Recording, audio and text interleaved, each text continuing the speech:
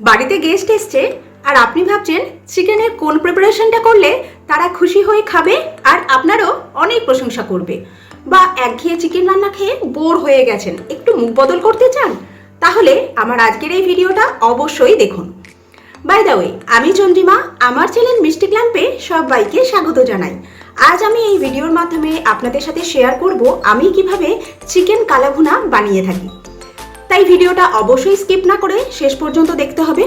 Video ভালো লাগলে like, share আর comment করতে ভুলবেন না। আর এই ধরনের আরও নতুন নতুন রেসিপি পেতে আমার চ্যানেলটিকে তো অবশ্যই সাবস্ক্রাইব করা যায়। আসুন দেখে নিই আমার আজকের রেসিপি চিকেন কালাভুনা। চিকেন কালাভুনা বানাবার জন্য প্রথমে একটা গরম মশলা আমি তৈরি করে নেব। তার জন্য এখানে নিয়েছি একটা বড় এলাচ, 4টে ছোট এলাচ, একটা দারচিনি স্টিক, এখানে আছে 1 টিস্পুন মৌরি, একটা স্টার ফুল যেটাকে আমরা স্টার অ্যানিস বলে থাকি, 2 টিস্পুন এখানে আছে গোটা ধনে, 1/2 টিস্পুন কালো জিরে, 4-5টা শুকনো লঙ্কা, 10-12টা নিয়েছি গোলমরিচ, আর এখানে আছে 1/2 টিস্পুন রাঁধুনি। এই সমস্ত কিছু আমি একটা কড়ার মধ্যে দিয়ে দিলাম। এবার এগুলো ড্রাই রোস্ট করে নেব।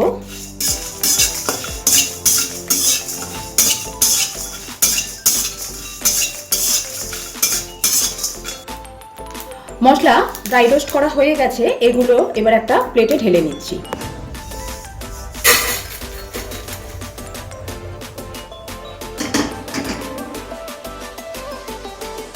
এবার এই মশলাগুলোকে আমি ঠান্ডা করে নেব।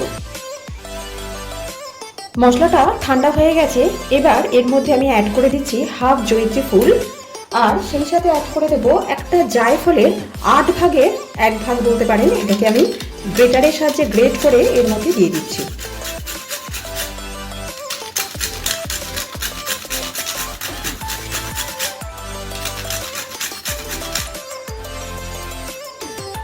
এবার এগুলোর একটা ফাইন পাউডার আমি বানিয়ে নিচ্ছি।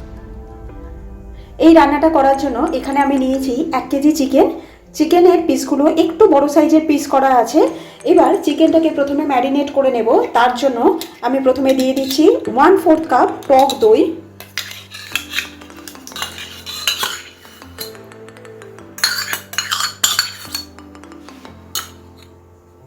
এবার অ্যাড করে দিচ্ছি 3 টেবিলস্পুন আদা রসুন আর কাঁচা লঙ্কার পেস্ট,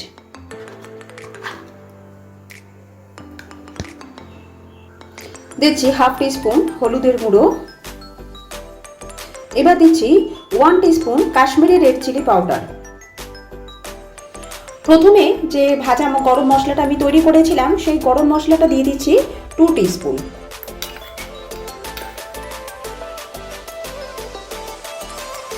এবার অ্যাড করে দেব বেরেস্তা। এখানে আমি 3টে মিডিয়াম সাইজের পেঁয়াজকে বেরেস্তা বানিয়ে নিয়েছি, এটা আমি এখানে অ্যাড করে দিলাম।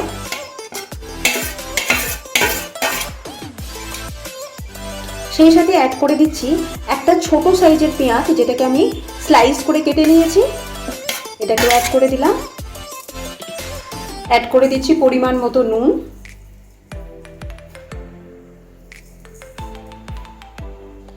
অ্যাড করছি বেরেস্তা ভাজা তেল 1/2 কাপ, সেই সাথে একটা তেজপাতাকে আমি ছিঁড়ে অ্যাড করে দিচ্ছি। এবার সমস্ত মশলার সাথে চিকেনটা খুব ভালোভাবে মাখিয়ে নেব। চিকেনের গায়ে মশলাটাকে খুব ভালোভাবে ঘষে ঘষে মাখিয়ে নেব।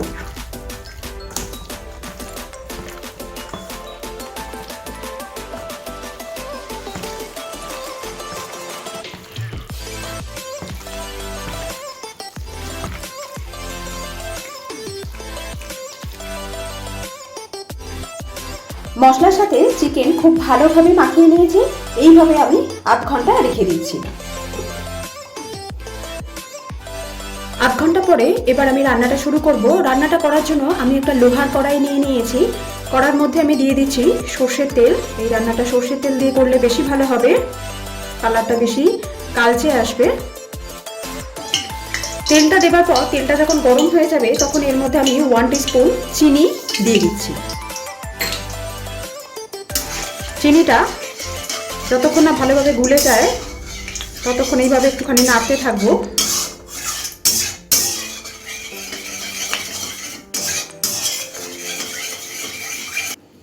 চিনি ভালোভাবে গলে গেছে। তেলেতে চিনি এইভাবে দিলে গ্রেভির কালারটা অনেক বেশি সুন্দর হয়, অনেক বেশি কালচে হয়। চিনি ভালোভাবে গলে গেলে এর মধ্যে আমি 4-5টা গোটা রসুন দিয়ে দিলাম।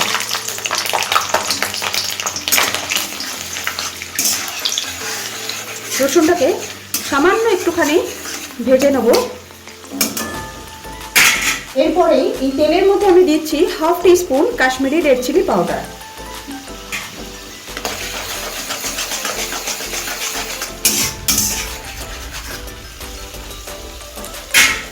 তারপরে এর মধ্যে আমি মাংসটা অ্যাড করে দেব। মাংসটা দেবার পর প্রথম 5 মিনিট, 4 থেকে 5 মিনিট আমি হাই ফ্লেমে মাংসটাকে কষে নেব।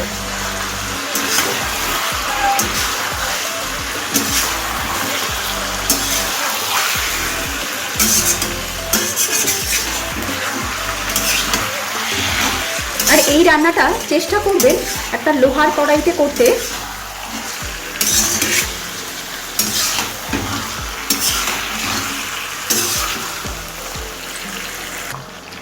প্রথম 5 মিনিট মাংসটাকে হাই ফ্লেমে ভালোভাবে কষে নেবার পর এবার আমি গ্যাসের ফ্লেমটা মিডিয়াম করে দিয়েছি, লো টু মিডিয়ামে রেখেছি।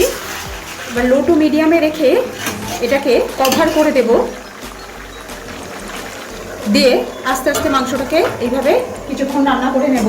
যেহেতু এই রান্নাটায় জল পড়বে না, মানে মাংসের জল বেরোনো জল থেকেই মাংসটা সেদ্ধ হবে, সেই জন্য একটু সময় নিয়ে এটাকে চাপা দিয়ে রান্না করতে হবে। মাঝে মাঝে ঢাকনা খুলে একবার করে নেড়ে দেব। এইভাবে প্রায় 10 থেকে 12 মিনিট আমি রান্না করে নেব।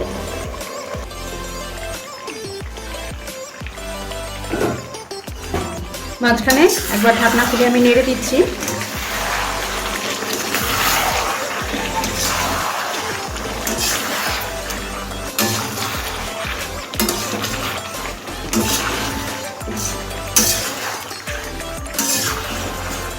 দেখুন মাংস থেকে, আর মাংসের গায়ে মানে ম্যারিনেশনের সময় যেহেতু দই ব্যবহার করেছিলাম তাই বেশ অনেকটাই জল বেরিয়ে গেছে।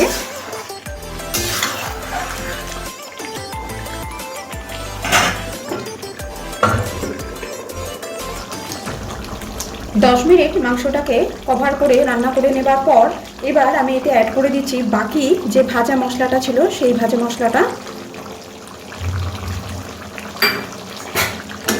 ভালোভাবে মিশিয়ে নিচ্ছি।